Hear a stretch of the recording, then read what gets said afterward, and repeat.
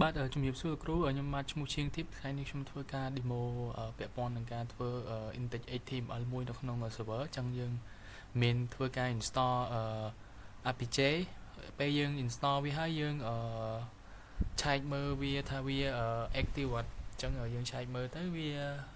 active ធម្មតាហើយ comment ឆែកវា systemctl status apk.server ហ្នឹងយើងឆែកមើលវា active យូរ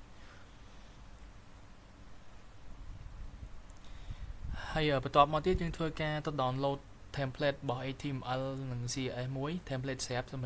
រុញចូលទៅក្នុង server របស់យើងដើម្បី deploy វាទៅជា website មួយអញ្ចឹងយើងចូលទៅក្នុង path របស់វា path វា cd/var/w ហ្នឹង w 3ដងហ្នឹងហើយយើងចូលទៅ path របស់វាយើងឆែកមើល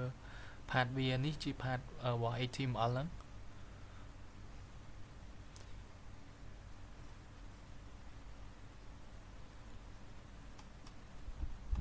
នេះយើងឆែកមើលវា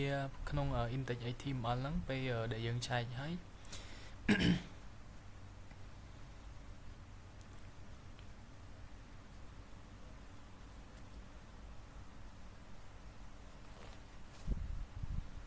យើងធ្វើការដាក់ permission ឲ្យវាដែលយើងប្រើ sudo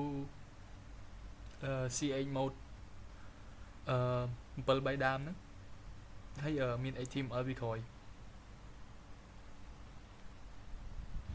តោះមកនេះយើងមានដាក់ password អីមួយចំនួនតោះមកយើងធ្វើការរុញ file ដែលយើង folder ដែលយើងបាន download មិញហ្នឹងនៅក្នុង D ហើយ SU40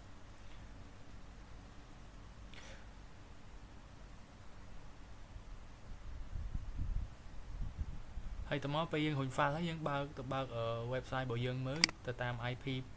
របស់ server យើងហ្នឹងយើងបើកមើលទៅវាដើរខ្លះជា web មួយធម្មតា